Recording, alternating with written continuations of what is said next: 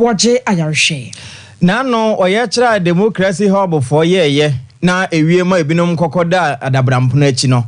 enkra na kire se yasa tu asem no de ahye bosumi ni da etosonson na adwumafo nkabomuko nso adiaba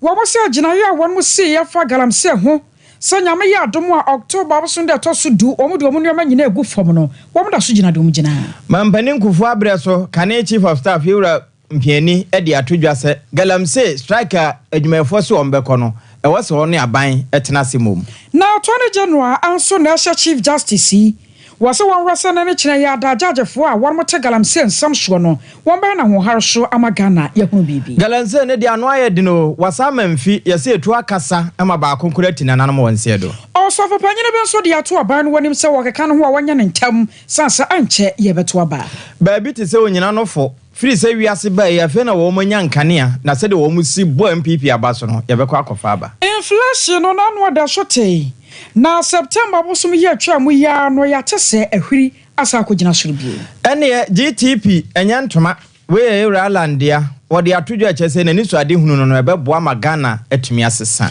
afoforo bi ka wenom ho ana de baba sommo na Sompa chade na busua yeguso da ya gio de owa bia na fa baka ye hwan na anya befo 21st clinic where sciatica expert through herbal center where the 3 capsules eka ho bi mezo and 5G atayechi ana express group nso ade wotu kwan asofo banu ana ene wo koya tena se baka kan samidia ma wo akosia aje wakode boaten enemedin enwemene ajapia apam dada afa samno ni nchemu akasa eni anomro ya baka basa don hwere no ba ko amaya baka kan no no nsiaka se bona krata tententen efri mampanyina tena ya so ya wan mo hwe ma Ghana yenkita wode ho nsam ababato dwa na wari aye director of communications adma mampanyina tena ye ora yo gina hena no nsa ahyase krata no nsam kakra ni wan mo kire mo sa wan mo fasa kwanya iso na wan maka kire Ghana fo nyina se chocho fo panye de mampanyin na na sante bedi atuo papa no ne ho adodo no na na wododo no nyina no yasa na no adamre kamamu New York ya mampanyin na do wako United Nations wan mo General Assembly hyiamudi ana wan mo ye de toso aduoso enkono no anu mu no na papa kan ho anu wodi dwumaso hwese wo ba chorchoro nsam na mampanyin na do wo wono sane no makopa na ebro hyiamudi no wiamudi ana wo se mampanye wasa na chi na oba Ghana mamu no na ho akwakwo nya se ekire propro wa no yero asante bedi atuo hwe ekire na wachoro ni nyina no de bese mampanye nti wono no America mamu ya na wo hwe ekire anu na nkra ya wono nsa ka efra America mamu kire se ebra wo hwe ekire ni mu no ne ho dodo no kakra ya wo na kwa yaresabia arase entamu aso no ne ho betumi atonwo na ene wo mo ka de akire Ghana fo nyina se nyame adom so enkakra aka na pomde no esan so ebabiem ne ho to no adokotafo ye wo America mamu ahwe se na ne kire yada no na pomde ne betumi asipi na sita no wasan so abaga na mamu biem enam saye so nti no ewo kwakwa chochofo panyidi amama panyini sa no won ma se Ghana fo a na won ma yetiafo pa ene nti won mo fa afidi kase yi so na won ma kari akire Ghana ma nyina se chochofo panyide ma Ghana ma panyin na na sante bedi atuo ne ho na dodo no a ene wade akopiem wo America mamu no ankakra ne ho etone ba enam so nti wo hia Ghana fo nyina mpaye ene ye chitaase ade ba boaro sane be ya ene ne kire yada no ho beto no no wo sa beto ne dwumadie asubio yada so ejina mamere no nsi abremu kase ebo Sompa television ena ye to free ema babia obia wote yenka ede free na no ya ena ekobi kan won ho bo mo se occupy Jelobi house na ewie won ko gina 37 tempon so na ekowie no Oliver Bakavoma wo kotu aposifo ka na wo mapake ne safwa edi 2 mirika kakra na ekowie no posifo asosafo epan achi ebinu ngugwada bampono achi emu na abusuafo se won mo kokura se yekoma wo madua na posifo mo yenhu won won mo nso kura yade na nka wo koma waduro safo no nuro nyina no akadem bra dokota de hye nyina pa ho na ensam no kokopie koto na ekowie no na piempeni a wote agwamu ekire mu se enkrata bi wo ho anka edi adanse anase wom de beba beka ho na ne ayetwema mentwe wom so wo ho dada wo so hwe ne mu sefumu a wonhunu enom ne ho ade a na emu na won mo hye se ne ebe ya nka wontu nsensen kakra bi mo nkofa nkrata no mra na sɛ obetu asensa na wontu nsensen no emu da aweretwe na ne kokɔ si gyina yɛsɛ nyame de kyɛn a wɔnom nkɔ na bɔsomi ne de ɛtɔ so wɔnsamra megina daka mu biu na fe wɔmo entototo ano na wɔnhwɛ baabi antansa na ɛbɛbɔ paa sɛ kɔba sɛ wɔnom a ɛyɛ sɛ ɔyɛ kyerɛ wɔm ne Ghana mmra ne nkyɛma yi ɛsesa boa so no wɔm timi di ne so dia no wɔm fɔ ho akɔ akɔdi na emu wɔm ntimi na mmra no edi wɔn so dia nyame ampata dɔkonsini na ɔmbedie akɔda da bampo n'akyi na wɔm asan dia minimini nsini na bere sɛmo enkomo bi ewa akyire Sompa kaseɛ yɛmfa enkame yɛtiefo ne ahwɛfo Anroda ana Trade Union Congress adwumafo ka bobo ko de krata pie dwa na wɔkyerɛ sɛ nyame yɛ adom a October bosom yɛ wɔm yɛnda to so du wɔn mo tiatua adwumafo nyinaa de wɔn no yɛ egu fam na wakɔ akɔtena fie ya wɔn nim dapote a wɔn bɛhyɛ adwuma aseɛ ne nyinaa no yɛ sɛ emra wɔn de ma aban hyɛ no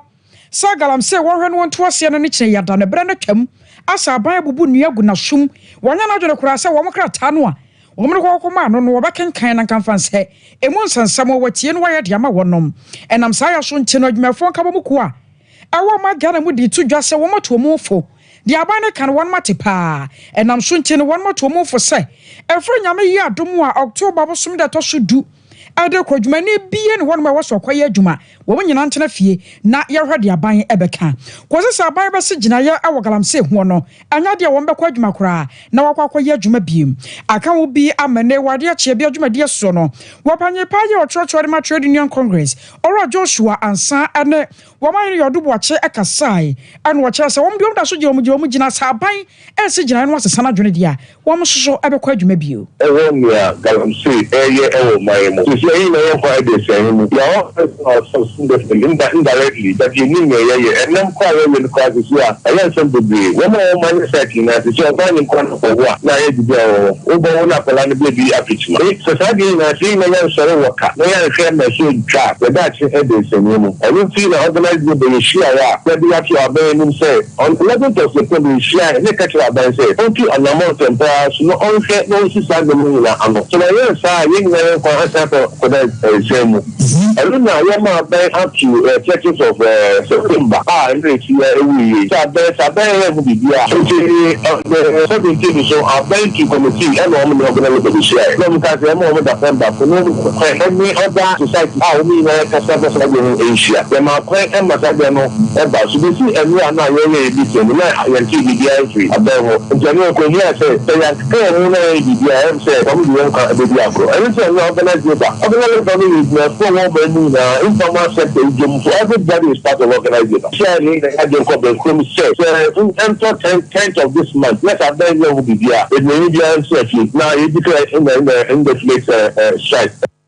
Ankwankwa 10th October saban no anya galamsey ho bibi a anya de adwumafo nso abɛkɔ adwuma bi mu wɔyɛ trɔtrɔfo panyi adema Trade Union Congress ɔrɔ Joshua ansa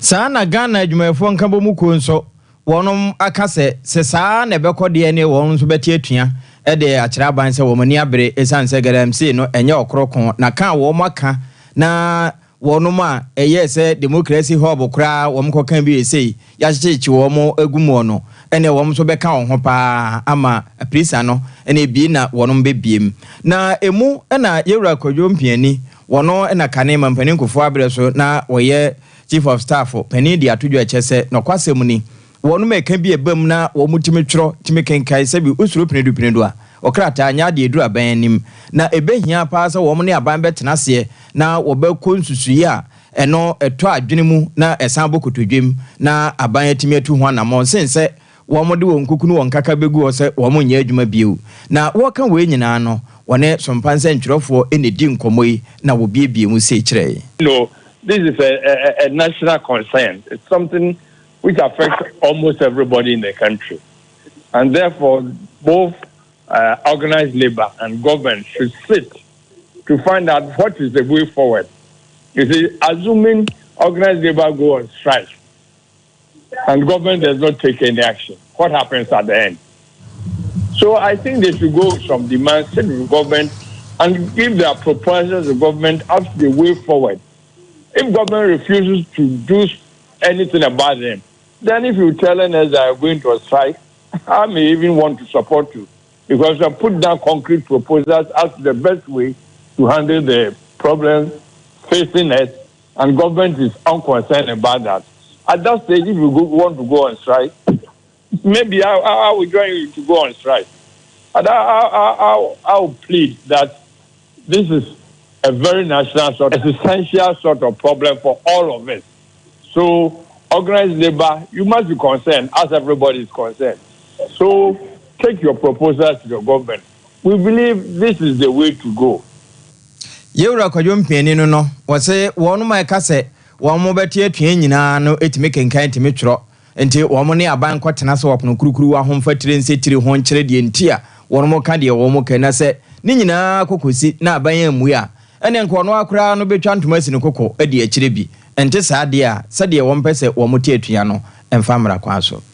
na magistrate ni ajaje for ye wo ma Ghana mo so afibia hyemudi a won mo ye no aforodie akoso anam so magalam se ho sensem akwakopiemu ye pa na attorney general ye ono akoya ayasofo a wo hwe atentere ne won sam so yero Godfred ye bo adame ana de to dwa a chief justice sasani asani ne ko fa no galam se ho no nyame no kwasem ne bonyo so enam so nti won keka no ho na won sha judgefo a galamsen sensam da won manim na won so obedie wo court no sana ne kina yi ata no wo mhwe no muni asanie no na neoma nkwayi na wo hye won mabosome no ko sa galamsen wo bebia da aya judge a galamsen ho sema kwa kopie wanimu no bosome ba kontem wo na hwe so obetumi adie na Ghana manfo nyina be hunu sa ba ne ntwentwe na asekora wo guso da ya wo bo ho adwuma e wo ho ebra yero Godfred ye bo adame kopie mu e wo nhyiamudie no ase na wo hye chief justice no sei eno de tuja in the Western, Eastern, Ashanti, Greater Accra, and Upper East regions of Ghana. Some have been pending since 2020. This situation, the very said, cannot be right. We are in urgent national crisis, and all citizens and institutions with any form of role to play must be called upon to act. Your leadership, I therefore respectfully call on you to direct all judges sitting on Galamsey cases to conclude the cases, a hearing of which has started within 1 month from the commencement of the legal year on 10th of 2020. Reasonably, it can be done. But of course, it's always subject to discretion of the courts. And the judges are in control of the courtrooms. Indeed, if most of these cases are completed within a month, it will go a long way in delivering justice for the heinous harm caused to the people by the devastating acts. Politicians must also desist from encouraging Galamsey through their rhetoric and actions. Those who preach amnesty for Galamsey offenders must be rejected. There should be no place for the grant of amnesty for such crimes in our body politic, as the lives of citizens and future of our nation are at risk.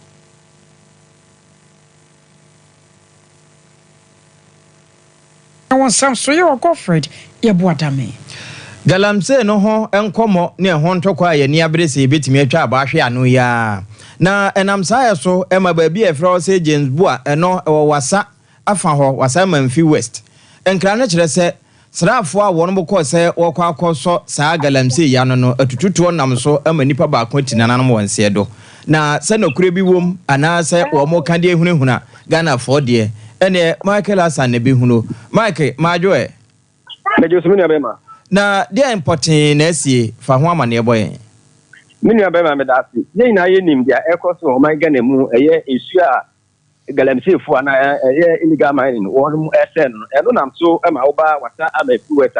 small scale association a won mu Manfi West no waka bo mu ye se wo be hwe no wa to task force bi eno no mbebo ma won mu a wo esu ni so eye Kano river ni so no omu ye Galamsey West no matu won mu so sa eno achi nso no omu wo forest mu so wa hwe na watumi atu omu so sa amu watumi agyan eno nam so amena no memente ya etwamu task force no eti wo hu gumu ekopi mu ewo James Boa na bro ko bi James Boa no ana ohun sie nuamu eye fragmentem foi agunafo ebi mu a won mu yusu totototo ewo nsuo so no wo nsuo so a wo ye aduma ewo so eno no ema won etani etuo edigugu mu a wo mo chese etuo de na nko mo de bobo tototo machine mu na nko ma papa machine si de be ya nsuo betumi akọ machine ma nsuo be fa machine no etumi de akọ na wo nya sa machine no emfa ye aduma wo nsuo so ebi mu neno ana cheso wo mo de wo ye aduma ba se ko yi na eduada yi ana yenya ne ntia cheso etututu na wo nom ko ye wo kototu wo nsuo so no enamu amanipa ba ko atumi atoa na nanom e wo asie do ampa ye de ni ekokopi mo ye ko na ye no krasa ampa nipa ba ko atumi atoa na nanom wo asie do a etuo no egu nipa no achi na eno nam so ameye bo anan ene mpanifo a wono mekọ ye no ekodi nkomo na omo nso kyerem so ampa eye no kwase etuo no de wono kọ ye no wokototo tuo de nanso wa mprempre ho de wanhu se obi biara no etuo etumi eka no na eche no wonso wote saa nti no omo kra ye omo na kakra eno nam so ama police for mpanifo a wono mo asankegwa eye divisional police eye headquarters so wono mpanifo so etumi egbo anan kọ ebra wokodu ho so wonso ohun sampa asem no kra bi ewu ne sa mu nti no police for no etumi efre wono ma wo tuku etuo no eye small scale for no mpanifo ni bi mo efeto mo anu a yeni oba kwan sem tire adwuman ono so ewom bi na tesebra task force no kono omo fa so oni akire no ekoye so di amane ko police force so no kra etuo ndi wokoye no wokotututuo ewo nsuo na emum no ontumi nka emfasi ne bo se no kra se etuo no omo tuye no ana etumi eku nipa ba ko no ana se enye ono de ontumi enka eno achi misan so banan ekopie mu ewo ye municipal chief executive officer Yewura Lord Nanata no aso ye ebisade so ensema ya titindi na no krebe ne wumu wan kasa no ye MC a ye ba de municipal security ye we na woda ano council woda no no na ne titie oso no kre wati na tina wati no obia ni ho be official complaint ne mo no tie ano pre police for the police force chase o o ma kotu anamon akoho akwakoya asem no ewo mo tebo ye nhwemu ni do o ma na bre kakra na oye nhwemu ye wi a ye dem bia no o de ba beto ye MC edim na mini abema ubisa me sei ana esi echi ewo wata amefi west Makre na woni no a tuo kan no so munim no wompotem ho na wadi mfie sen wo woyere wo ma na oni na etuo eka no owoyere ewo ma wan se yenuanum from mantem for no dodo na no omoba ye ba bia esuota no ewo no ana wo no mokokoye adwuma na yenim no dia se owompatem abet yenim bebre se bia from mantem no ha no free ana ha no wo nemum no owoyere ewo ma omunyina no James Boy krum ho no ana omo na wo free eye municipal capital no ne asankegwa no eko James Boy ho na eno no wo betumi afaka akobe don kirimienu azan wakwa kopimu wo saa bia ho enti se enye ebia ebrada eno ne dwada e wasankegwa na wo no ba yeso wo mo ba bedida na bia wo betumi ahia saa dipa ko na e se wo behu no ana wo ne bedi mpunimpu e wo ho enye sanzo ebia tete wo nso ko eye James Boy ho ne bi watumi akuhu ta nkofo nto yo bia onye ni ba ho na emom no onye obi nso abeka so oye manifo se ye no enam eko eba dadi na se nhwemu na akwakosi sen pa esanse ye ntia ya tene small scale miners person wo mo security council no mpanifo no wo afrefre ene no ye wo ye ne se wotumi efrens dem tronia na uka task force no ho no omukobisa no ye nua be ma ye pikatabri wo mu etumi kokobisa no na no asem a wo ma atwe na no asem enu achi no enam se sa tututu no ekoba asem ti no ye nua bi mu so omo to ye adwuma ewo eye ensuo na chi no omo ye mine ni bi ensuo na chi so no ye nua no ma wo no mo James Boy eye omo de hye ato no wokọ ho ensu kotwa eja edito eye saa site wo etise cars be ahodo enan omo hye no excavators ene washing plant ahodo no so no wonu zutumi hye ne sanse omo chese se omo abe police for na task force for natumi abobotu akomuni padia ene omo so makwa mo bia so menye adwuma wo patem odi omo so akwa hye saa nyamantini police for so efre saa ohina no so patem ho ene ne twetwe nkomo enu achi omo tanzo efre mrantu ani bia omo ye di police for omo kira ne sen brand no be frefu bia no ma hweti a asem no ho bom bia no na ba bia emra ne da no o matumi e di akwa 20 no o mbu so o mo hwe to mbetumi nsa beka task force 24 na nkasa na o matumi ni o maji nkomo na enu achi no ye nua be ma ye sankwan a ono no ana task force no e do ma no ne nkomo twetwa ne twetwa ne so no che said ye nua ma wo no mo isu no so no almost say mining na access small scale adwuma no na dan ya na obeti no so galamsey for so edu okra na enye bia small scale phone na no me galamsey bi hu behia say won betu o so sa na ensuo na ani asai na so no ensuo asan so aba ne kebia dede mo nti no o mo de emfa ho ne dia asie se obi ahwere ne kwa wo no o mbekọ so ayo mo adwuma say task force o mo ye adwuma apam o mo ensuo so edom do mbekọ so ayo mo adwuma ono so ne nsema o de tiga eno no na o mo task force no abambofo wo ma na Bamboni bia ni ho a ewo task force mu omo ankasa na omo ankasa omo enam a omo ko ne wo se ade ba kwa na ye ntia ase na emum no ekire ni mum na ye tete ase ne se etuo no a omo de ko ye ne se etuo no hwan na edituo mo hwan na edituo mo bet ye de se minus na ankasa ne de normally ya omo ankasa to omo tuo na omo de ko police station ko lance etuo no etumi edmo omo enti se ane de minu enya de se etuma hu se aso ase a na obenkin ana etuo dan so ya ya so eda for my the tax force for no mo pan na eda no ana order say omu shooty no nam suma etu no ekoka abranti e wawu mo kosoa na fo ani di akire na de befira to bia nso no memfa nkame yen me da so bebre mi ni abema Michael Hassan ne ho ne yekoye e wo wasa municipality na atututu ekọ so tax force of a wo mo ase se bio galanse fu ese wo mu din no wo mo nsa akwa akopa amani pa ba ko woti nananom wanse adui na galamse kroya no Holy Christ of Salvation Church komshani yo wonum ye Prophet Elvis Nyantachi and ode ato aban no wanim waseke kan ya kaka ne abodi an ye bo nyina no ye bo mama mpanyini ana na pamfo se won beka kan won mo ho na no ne kine ya da ne ye be won won mo gina ya won mo sidia fa galamse no ho wase nei se ne ye nso asai ne akwa bretu sai no eno kwase atena se ye nhwe han yi o sansan fa ho dachi bi ebe fa ho pa akwa kwa ye wa mu a ebe ye wona na anaso wo fa se bi dan ho beka anam so nti no aban ne mpagya ne mu ai na won ka bibi won se bibi enkyere Ghana de hye ni mo cha asem kakra bi na efa about na ye ba lo turu mese nnuano me adofo no se bibi anya abotre na info odonenti ase enfantena nyentiro wase bibire no esre ni pase obi abenya abotoye mo de betina ase na kakra meka che nipa e wo Ghana memu ne se protest bibire na ekoso na ena yenso asofo no so yeso de ano ato about obabetu December 7th na kakra meka ne se de nyame pe no oye na about no so de ni agasa minim se nyankopɔ yi ne hene dada na so me de memfa ntubia na asofo no bibire no ehye nkoma hodo e de to about we so na sade bibire no ka no ebinum wo ho a emu ebinum so wo ho no a emu na basre nipa no ne enuanom ne adofo no nipa bibire se obi abenya ntubase ne de atwen sa abere no se beto aba na protest bibire na ekoso efa legal mining ho enema bi wo no mo a ekoso manu a nefa ne se eya eno ebo man no kakra bi se ensuo no ene enema bibira isi se no se bibire no kra ka fa ho se omudua ne ma kra no a nkuro no nketo no bi ho no mo a yetu sa gold ni bi wo so no bibire no mo ka ne ma bibire fa so mudua ne ma kra no a na ase ena ensuo se no se ensuo se ya o ma ne ye bebre ensuo ya nkwa ebesi da nya nsu ebe no timesire ni pa biara se o metena se no nya ntoboase na illegal mine na ekos na ban ahwe na watoto niema yi no wabo ama na ma toto yi ama yi I was aware komshani Elvis Nyantachi no Holy Christ of Salvation asafumu enwodi juma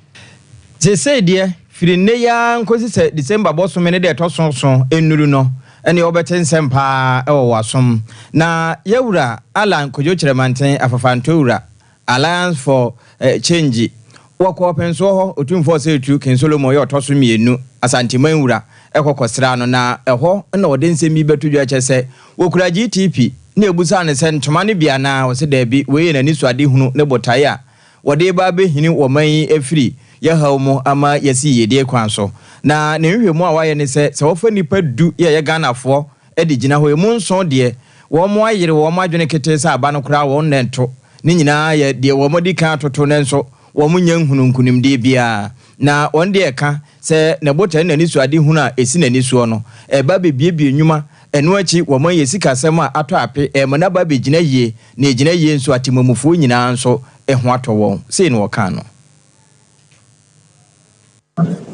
yedi kan ya ba ni sram yana na ya ba ba hwe se musiki e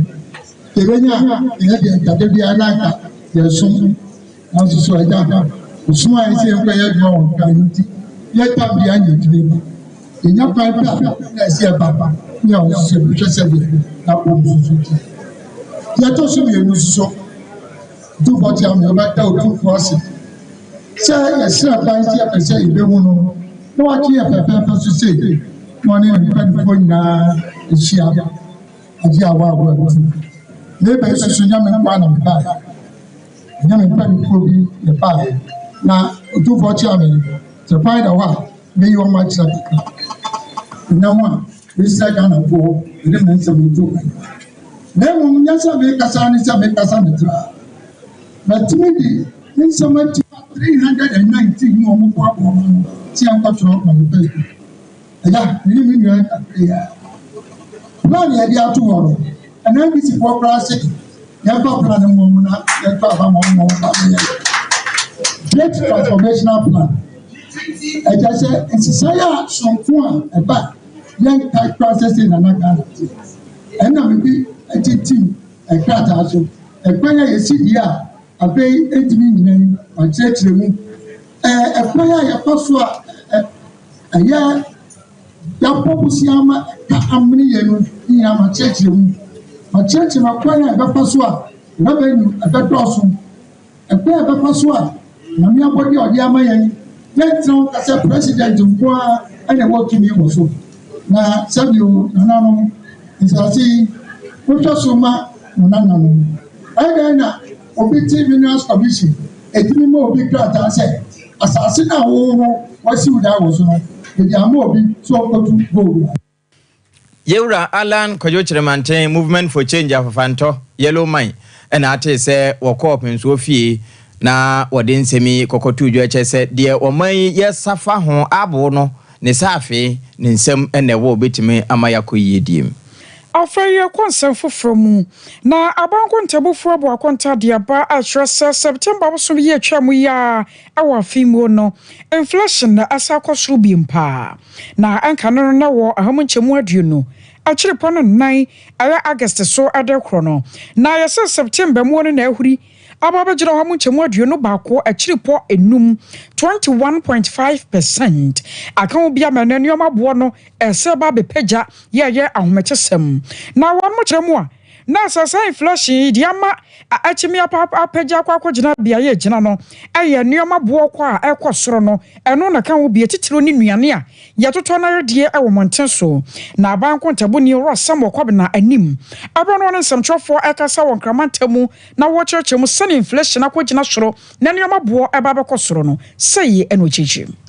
2024 year-on-year rate of inflation stood at 21.5%, indicating that between September 2023 and September 2024, the average price levels of goods and services went up by 21.5%. On a year-on-year basis, for September 2024, prices of goods and services went up by 21.5%. This indicates a 1.1 percentage point variation between the year-on-year inflation that was recorded in August 2024, which stood at 2.4%, relative to the 21.5% that has been recorded for September 2024.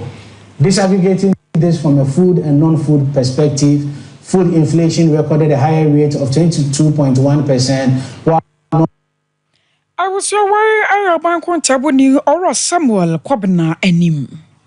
Yadaswa ejina mamrenum na yewra kwadwompieni na ekasa bio we de wokasa de akyera ban se saa galamse ko na enam so ama adwumafo nyina ka won ho abom se wo mo tie atua ede atia ban ama adwuma hodo abo ampesie no se aban manani amre na wampe bibi anyo ebewie no ebesa akwa aba betia no na we no wo yi asem bia Dr. Ayu afri ye de tu dwa beche no kwasem ni sa bato afi pa wo mo mpangalanse ni bia titru ne miamia wono mo de galamse no ene didie wo mbeja wo mamo ya adwuma sa to aba ma wo na akire wo mo de mra be ya adwuma no se usuro pinedo a okrata enura banim na aban obe ne ho se wontimi ntwa abanhwea no na obe safa ho no na ebewie na ebi de apan no nkwanta entemfa ho se ya bato afi ana bato bosome emra no babie ese da na nenan no wompaja mfansi wo pa.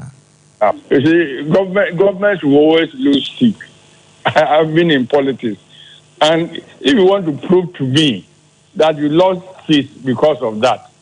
then maybe my advice would be that find a way out of the situation. Let the people, you are governing a whole nation, and losing seats may not be the best. It may not be as important as saving the lives of the people. You may win the seat, but at the end there will be no people to serve. So what will be the purpose of winning the seat? But the most important, find a solution to the problem. Forget about the partisanship of losing seats. Actually, if you take the whole country, where this illegal mining is going, how many seats is the government? I believe the government should invite everybody. Forget about the partisan people bringing a partisan. Mpiani Kane Chief of Staff Mampani Kufu Abreso no worker say Domino say bi wo mo na adu wo be party no na say wonni aba no nwie na dom na wu a hwan so na aba bedie enti wontwa ba nhwe ha na no say de beye na timamufo no nso wo mo nkwa obenya atafre ho na wokwaso na fosa otimansi wo ha for mantamu a yanu anu asabie wonu mo nam dia na kwa na ba bia de dam wo no wonu matikuo ewo na enam so amana dwumadie so nkwa na ekoso ewo esnafo south mansinim wo no wode atodwa a kyerose saban ne kata wo bia sika so na wo mso sika aban na kata so be hadwene pa sansa bi o ya yansa ne na twatwa wotimi ya adwuma ekwa baya bibia no ya de nya na nya ya sa se wo mo nam dua no kwa na ba bia de dem sansa ya ka amerikatu ano mo de na no odin kakra enam sa ya so ntini won mo sra ban se won mo sika na nyoma bi aka kamu no abana nya ntamo yi no won kakai no waso obetumi atuade ama wonom na titina ne ya wodako no no Richmond wasaibo nsu won yama ne boni kwadwo frama eni di sankomo yi bank osi anaso oye osi anam ewa assembly wono kwasem ne say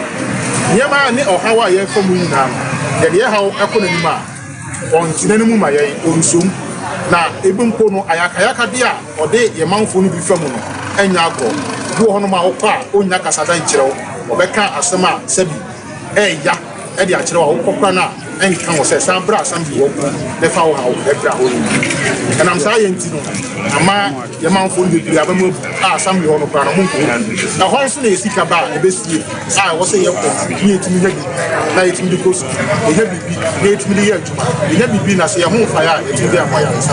wodawroma ma me de enfie nan ni anase ekɔ enfie nan ni ɔne ye betena ye ɔne ye ntena asomdie mu ana ɔne ye nte asetena kɔkɔ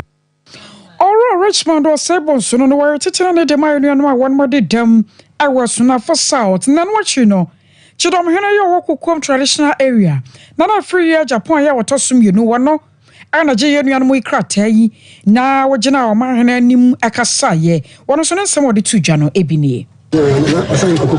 ni na tu ko ni na edi a to package yo no somebody modi krata about na somebody if you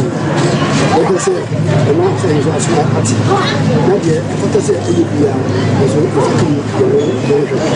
the some more bia e bo ko so why no no so what say this what is happening na bia why I know you about crash upon your words na for south or no cry your horse over commercial the fiafi at the amount amount for and when for Frank I do sipoku one so the cacratuaso and a more a binum to rate no creepy na sabi o yase o na hwe ama ase asenke nsa no kura ne se me betena konye emra na nka se omusika ba Farmer Disability Association no mu nkwoche o se o mu adwi nyina ne se sika ba yemfa ma o mu no mu nkwoche ma nkofo no mu ndi eno de me nua me adusibogu me nye o yase people living with disability must be supported and wo no watiku a eno ntere se nipa na nya member of huko na sabi o ye cha de enye se onya na de oti chenchensi bo so no obeda nante abase wo okuo edu ye meeting okukom ha obebi eni so wo ukuo no wase wati ukuo na mini akọ nkurase manfo ho a wo mu hiam a wo se nipa no nya member I was away a year when one for Frank I do sipoku no was over commercial the fie I was na for south about 1 person so mezo ana 5G ya kan fo bi dia mawo no be na jojo ho ate na wo kra ni nyi ne ho mezo na 5G dia ho den ewom no dwumade so a odi woni peduanom aye bafua hwase obekọ Ashon Overseas Junction 21st Clinic in Chen wakoto bia na safre 0246270221 0246270221 Express Group di wutu kwan wose he na pese okọ Canada na US UK Holland Australia New Zealand ne de kaka ho area Express Group na de wokọ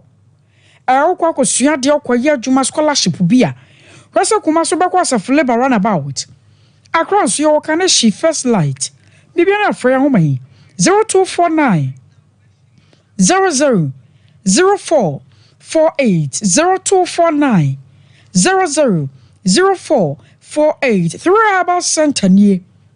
Yet through a quark capsule sabo. I walk master drew. So when you be pa na or no more. We walk on to a sen why I'm Timothy Siatiano show. I already a free honum. What's on Robert Colonna Carebar and herba Mr. Eba and a pedank and do padia yonya be an one on ma what to me at all. 0546 107 107 05 46 107 107 Sompa Chadiani. Yakoswa Kaimo.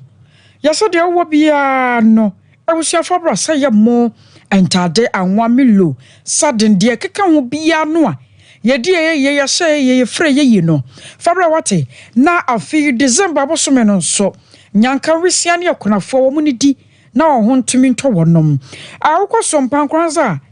Yawa Ghana Commercial Bank abron sanim. A ferry Sunyana so. Yawa night market and a Kumase. Yaben room hotel. Sir, a Francisca Sam was obey your momo dear my no. Yawan 1 year 0598 559 802 0598 559 802. What are more dear Babano? Ayatara One Media. Anasa Blessed Foster.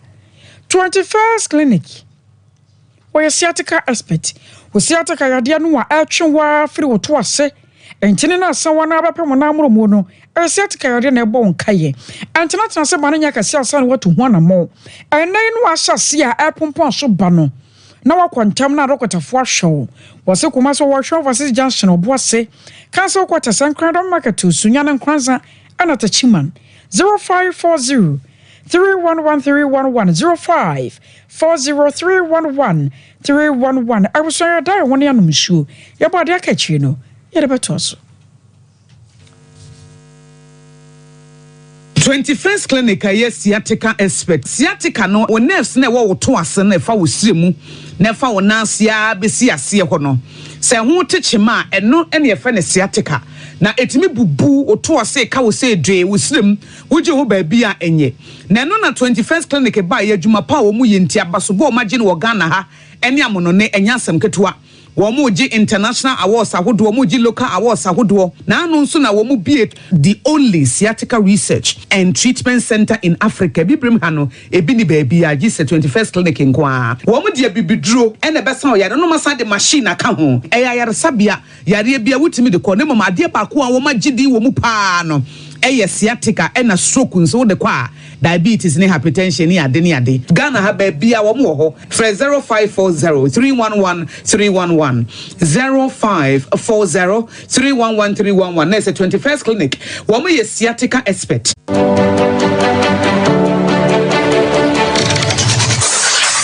Introducing Mixer 5G Sparkling Drink, a whole new refreshment in a can. Mixer 5G is a tasty non-alcoholic drink. It is a perfect companion for all your events, including parties, weddings, and funerals. It is made with green tea, ginseng, guarana, grapes, and grapefruit. Get refreshed with Mixer 5G Sparkling Drink. For bulk purchases, contact 0246 270 221. This advert is FDA approved. Rakasa ye duabon waso a ne dwumedi wo nipadua biara pom den ene na brabo mu ne hie pa enye prekasa nko nuaba ne haban bi te se ko nsusu a abonwono ne dia akeka ho no kura enwanunu ahodo a ekọ animu yi ankasa prekasa ne sa nuaba yi binom ne akeka bobudi afa abefo kwan so a ye dia ye prekasa powder siesi nipadua na abakwa ahodo no ho ban afrimpani yade ne yade ahodo pi ho fa enkodate de ma baako freduane anopa ne anwumre anafa enkodate de ma baako woni nsuhie yeti anopa ne anwumre wobra wodidi awie ubenya prekasa powder to Kingswalk Herbal ne Heroes Herbal Accra Okesi Drug Lane Dani Herbal Kumase Mensa Takrade Mose Pharmacy ne Greenlight Pharmacy Sunwane Kashenkari Supermarket Asantwa Herbal ne Bibidro Depot Techiman Sewa Herbal Mampong etufo mfre 0550 19 15 14 prekasa powder aduane san yedro FD ahwehwe sankratu mu agi atum sewa me hu acho me na no me bisa ekra so kwa brochio Kweku, afeina mebeko. Menkrata kreni. Hey, any member connection man for den kofosi kedwene when you tell di musano. Oh, Express Group adarumenti according to IF4. Opese otu kwan kosiadia. Express Group do beko mind me to say Canada, US, Australia, UK, and Germany. Say a tour na se visit in Swa. Express Group do beko Dubai, Canada, US, Australia, and Germany. Mo amopese motu kwan koye jumanso obetimi do wako Dubai, Qatar, and South Korea. If you also want to take international tests like SAT, IELTS, TOEFL, GRE, GMAT, they can help you pass easily. They can also help you secure a good job in the UK. You should mention a kwai Kumasi as a labor runabout where Accra and so Omo Carnation First Light, Tama Omo Community 18 Lashabi Girl Filling Station. From more much for ISO 055-555-0067 and 0249-000448. Here in Ghana, when it comes to chicken, the good old days are back. Why? Because Boris B's Chicken, BBC, is here. Yep, give your family and loved ones Boris B's Chicken. Fresh, tasty, delicious. Boris B's Chicken is produced right here in Ghana by our cherished poultry farmers with support from the Ministry of Agric. Get whole frozen chicken, gizzard, chicken feet, chicken neck, and chicken liver for those special family meals, buffets, picnics, funerals, and all restaurants. Get Boris B's Chicken. It's halal, so everybody can enjoy. Wherever you are, call Boris B's Farms hotline 05-444-444-53. Ask for our branch that is closest to you and come get your chicken. Boris B's Chicken, BBC, proudly a Fiakoko.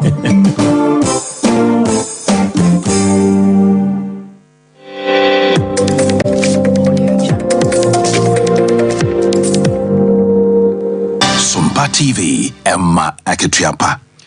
Alishmama ya mama kwaba esande ba Sompa television kase ya boso enwumere no nsia de eno ne yetoma na oba bibia wa wotie nka edifiri mamefo nwura ngomasua na mede okọ ejeso ada ho odi kuro wo ho na wakwa akoye aye ewo ada ho MA Junior High School mu wode nkonwa ebo ho ntaidiwa desk ene dodo se tinie afide badwemba computer wode bi kan ho ene akade ahodo a eboa ma adesua pa etimi todwa ebi te se engoma ene emu twireduanom na edubobie wona kokoye sa adekasi wo wie wona yense ntwironi odi asempa kofibu adi edi nkomo school ni dia dama kuma so pa ya se de bia meko the economy there problems na bia wo na pa ko em se nati apoa na kudana mutiti to the especially there just na o manyi ba 1 to 3 ne dia o manya wo mo ade na bi ntino etime kwatewa hwese de musisuan ade no ayana ya bia me hu na mananya wo mutimi no no mutimi teacher ne kra kra de kra mutimi ye no timi communicate na yes anya papa ntino ma ya se ne de chance school no kudara ma start ya gama o me ye no one no be a trend e test to them one so be a turn up na so aya opportunity ewie yesuafo no ensa kan wo moda na nase ne adenya kese a wayama won etisitu a yetiri yayo akonya nezi uko wa nanda do ane tisitu yentade na me yentade na yelada nti atada kwampo ne yesia de kwampo na ya wadamfo na sa uko di bed stero nti nkonya ya mudi abai de ebeboa ya sabo ya dishi That's only foods, computers, new abre. But I see the say, what they like abre, it's missing a deal. And remember my who my baby. Abre, my yat, the uncle chess, Guyana, and I say, Okoham. I'm an artist, and I'm a old team in the oil. And remember my son of Okan. That I'm tuning for now, Oman, discovery now, Oman. No man for the esuafo ne ehira nana no se nyame nto ne nkwanam wo mani sika bebre ne ahode a obetimi aye de eche nso ente sa ene apologism no wo munyai sanse enkonwa ya ba obia woni die no ebema wia wo mu wia won ho no wo no magyai na watimi atena se asikete esuade ye aya kwa ka kwesa what Abaton Pessoa so na NDC panyipa ya ohweso be commercial dwafie agiama won yoro Ernest Adomako ro no obanma ne second na wode krata akwa electoral commission atrasa niemabo no mu awatete ya ne wonyo sokora sa electoral commission won ma yiyi e won mo baba to aba e de ntwira nwoma no ya yiyi nipa ne bidia free babia won mo ero ma akokọ baabi fofora adehia no ankasa ye won mudin no wo mo nhyada nim ho hwe wosasa de no akọso no bia ba be piem won mpeso aso ya nipa no ba sa pem ko ane aduo watwe miensa 1083 ana ye yi won mudin dia free bia foforo ade akobia ya won no to aba no wosasa de no ya de ha dwene pa ya obese electoral commission sa woni ho djuma no de wo de krata akọ ya wo hwa no musa no ne kine yada wo bete bibi ade free isi nchen Bini wa omudi hinta anka letter mama krata fiti October 2023 masamu another one March 2024 ene yo October ba ko na bra afimu ne yewe na up to now won't me responsible which means say wo bibia wo di isie eno ane se be ka kire me se bia Mr. Adomako asema waka no enya no kure na ABCD anunti na asema waka no ema nya no kure na wugya ne sa keke dia lipi asema me se yatete na no kure anunti no ya de onto se odin kire mu bebreye ana so obekore ti sa de no de yen se dem di kaka me se sugi ya befa ya ho adene onti ma me kan kire se why clean up bebreye without evidence also prove change so ampa yan issues na legitimate issues na ye raise na ampa what may clean up na amanhihye nyina aye pepepe ora Ernest Adomako no ohweso obekọ masho dwafie dia ma de hia awo kakwe south Abaton Pessoa so yako ahafano southwest na ehọ na kuro bi efro se onyina no fowo firi se Ghana eba asetene wo moda sumua besi na anu ya wosono adama Yewura Johnson adu ya oyem rasha bedwani wo ho ene sono aban no kabu mu a wo mode nkane akwa won asese obetimi anu asukotwe adaka mu nsuo na enu achi nsukura obetimi ada nkane ho awia san hwe Sompa TV ede aka ho na eno na Yewura Johnson adu acha sese wona yem rasha bedwani de ne nso nye ono no wo san so ato akobio wo foforo eba Yewura Elvis o se mensa dapa na mom se dano duru so no wo mo kwa akoto aba de wo mo awie no wo mo nkai na fe wontoa Yewura Mahmoud Baumia Alaji wane Yewura ose mensa dapa eso na ne echensa wonsanka ya awale bra una ko asena to wo na wasasi so na branso na awo sebo a ne wo mo se kenyina to ani wo se andi sababa so owura bia ABC mo fi ba ni all the Kenya are free yours. Kenya are free yours. No Kenya go. I want no one. Let us say what we are going. Let's say we are going. Let's so Kenya no free yours. No. Strength. No go about you. Also here, money and be 40. Another one. Also money and be 40. Control. It is a net. Also, a net. That's one that NBC vote on Yamama Kanya. And then, also by MP. We onyina nufu enye onyina nofo na ewie ye no na Yewura Elvis was a man sanda pa ono na agina osona na mu a wo pere so obekọ mrahye badwafie chese de frɛ ne se mita akyrebere won mo mfaaye kra no ebro de wo ho na wo mo acha ma fi boboa bia anya bie na we de kra wo mo de hoho adwaye ne kese pa no bra Alhaji Mahmoud Baumia wo ba be mampani no no nso be mrahye badwani no na wo mbe hu de chenso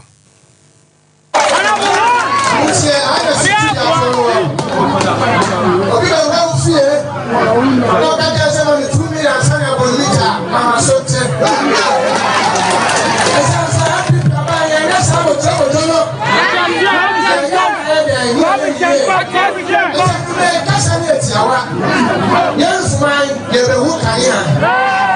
Young Muslim and trust on a rocket for sweet. The teacher society, I love the film. Send your way up, 100%. ɛno ɛyɛ parliamentary candidate ya wɔwɔ ahafo South West hɔ titiri wɔ hina no fu na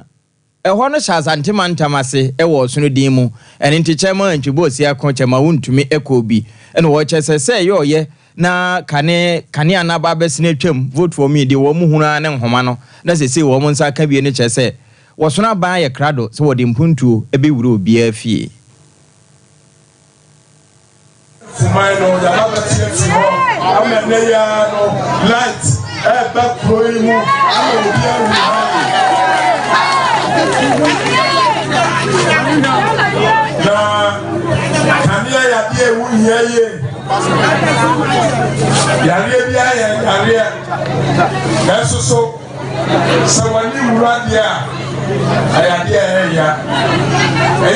I had to say what you know for mine. Sabe, no money, Yamuyana Muradia. Now, who was some Ratia Baba Wawa? Now, who was Musia, the end bread? Now, some Sagana for you, I have the Bakuno Mukakoye. Now, if you walk here with this year, now I had the Yaba Mukania with this year. Mokafra. I can see the pain. Adia Mutroyano. And yes, sir, the number person Mutrono. Medium said, Modo MP. Why you never be bread Yamana does you? And why be Nabaya Yamaniba? Mamma Park. Eti. They no person we have here. A bet me and my yoga, don't say this one in the back in a private national year. I can't. Eni a wotie eni mfoni a wohwe no asantema no wasona manyoko tikyire ne yewura chairman wuntumi ana yewura ntwubo asiakon na ansa na ohina no fufo atwero sese wo mo nyankane a wo mo nto aba na anano da andisi amanyoko no ama manifesto ya wapa wontoma ewo kwame nkroma suapo ni mu no wotonsa de fra Kumasi market kwan mada na nakosua pokuya mare babia wabaka saye pa yewura John Dramani Mahama chawo so opa ne chawo pa eldorifo ma pa ne chawo san semra bi atwamo no munim so onya ena nam so ma mugina so to aba ma no sa ne niam bi obetena so ye ne ade na so afa pa no ma wonu se wonya wo ya ne yenka de kode na papa no se woye pa woye nipa se ya wono nti na la wo Kumasi adworifo ebimanya baabi a won mete ena so nti afia bato wombato no adworifo nyina bewa se wombato adiama yewura John Dramani Mahama na asasem ya obapa kwosua pokwa wo kan yeyi ana ka obiama Kumasi race course adworifo so buofuo aba montezo kire se hwe ma me wakwadwo sika na aka wonsem aka nsem sansa wontum meka na won fa fra adworifo nyina se wo mu nyina ba bato abade amayewura John Dramani Mahama na obi akona nipa onim no na wo hunu se obaboa no ya fi obeto abade ama no na apanyepa ya wodi ko no anim oro jawbafo wo no ana kasa yede ma nana chewa ya oyeba hema Kumasi race course so ebra wo ne Sompa kase kasa no wo chechemu se wo mudi omunim wo hwe na asemu ayera obapa akosua pokua akokan na no joada wo NDC Women's Manifesto anu omo pa wontoma na se no wo mu Kumasi race course fo de wo mu yiom ho ade afiri mu na abafu fire wonam esumase ade opienti obi nam sumase ade adorifo di a wasante bi didin na akopa Mahama cho se adorifo se yepane chow na saka se tie ahomati de se sore ko ye ni de suoma ye so aso ya ahomache ana asore se ye de ye yesu moduma be ha moduma na momu no saka se na ka de di je ka saka se Mahama yepane chow o se 4 years na punishment for the ko mu ye hu ye do right sa ukoka wo se won tehwe woti obia e di sani pa we di bia no ya de won ka ye man se ko pa de to de pa ne to na mo de ka se ye adorifo adu fa do shisha banti no ana ye ma be sabio na anu achi no Madam Esther ajayi wono so ayodwodeni awo Kumasi race course wono so ka sa kakra